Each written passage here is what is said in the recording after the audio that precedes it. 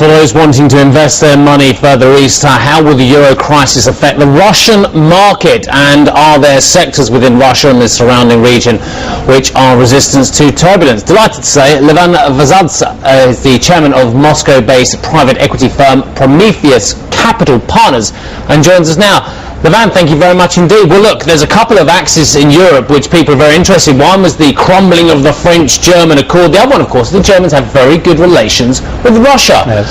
Investment between the two countries is growing, and they have very strong links as well. But given the fact that Angela Merkel is going through such a torrid time and Germany is doing a lot of soul-searching at the moment, does this have any effect on Russian investment? Well, partial, Steve. First of all, let me say that I think Russian Central Bank is largely dollar-euro exchange rate neutral, as I believe it continues to maintain a 55-45% ratio on its dollar versus euro reserves. So I don't think in that regard it will have any major impact. On the other hand, I would say that a vast majority of Russia's revenues are dollar-denominated, i.e. oil and gas, and from that standpoint, the weakening of the euro should not have any significant dent on Russia's, let's say, revenue or top-line P&L. On the cost side, if I were to refer to country as one P&L, I would say that a big part of Russia's imports are euro-denominated. As you know, Russia consumes a lot of products from the Eurozone, and in that regard, I would think that some of these imports are about to become cheaper. So a mixed impact on Russian economy, perhaps more positive than negative from the drop in the euro. Well, come on, sir. This crisis takes on all kinds of withdrawing of risk, and one of those has been the fact that people are lessening on their desire to buy oil assets. With the lessening of the crude price, that has a big detrimental effect on Russia, does it not, sir? Absolutely, but that's no longer news. We have been in this zone for the last year and a half, and so I don't think that is oil has dropped from, what was it, 140 down to where, something like 34, and then grew to the 80 zone, and so we're in this oil dropping period for the last 18 months.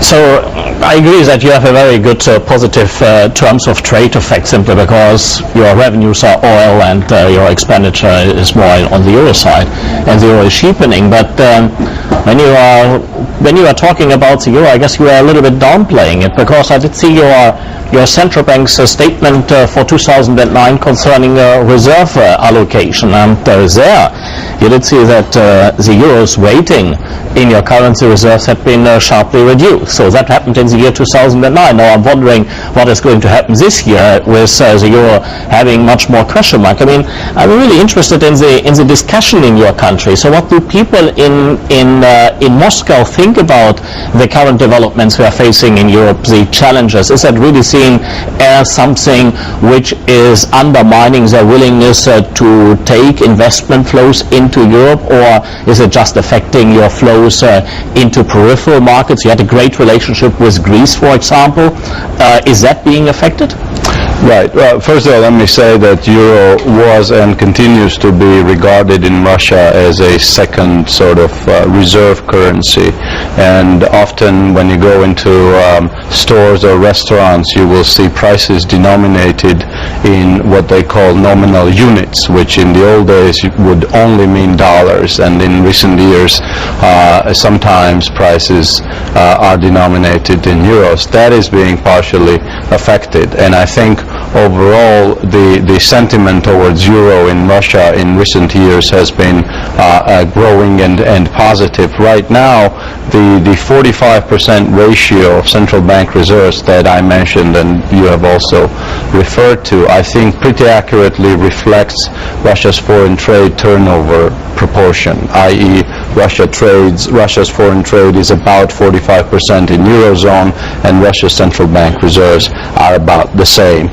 I think everyone's worried about what's going on in Eurozone, including Russia, but like I said, I don't think the impact on the Russian economy is going to be that direct and that drastic. The trouble is, it just adds to the perception, I think, that the Russian monetary authorities are unable to manage both the challenge from the external environment and the domestic economy's monolithic dependence on oil revenue. I mean, the government is going to run, what, a budget deficit of nearly 7% this year, and you ask yourself, why is Russia putting itself in this situation where, quite frankly, it has the oil revenue to be able to avoid running deficits of this size at a time when the market is becoming very sensitive to excess spending? Right. Well, first of all, let's say that when the crisis began, Russia's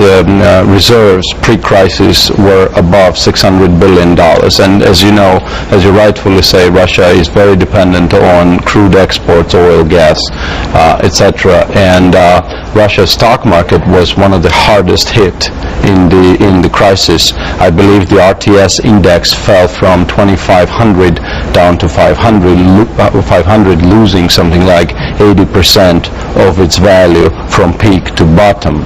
However, in the last 12 or so months, it has tripled since then and has gone to 1,500.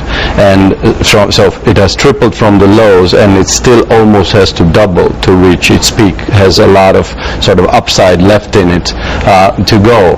And at the same time, as far as the reserves are concerned, the Russian central bank burned something like 1/3 of them trying to defend the ruble, a move largely disputed and disguised by the business as well.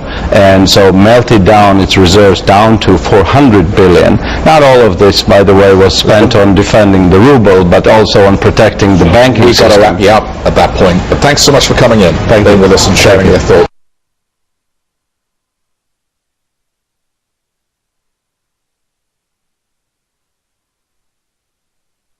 Right now, Michigan is offering alternative energy companies incredible economic incentives, not to mention engineering talent and lifestyle advantages that can't be found anywhere else.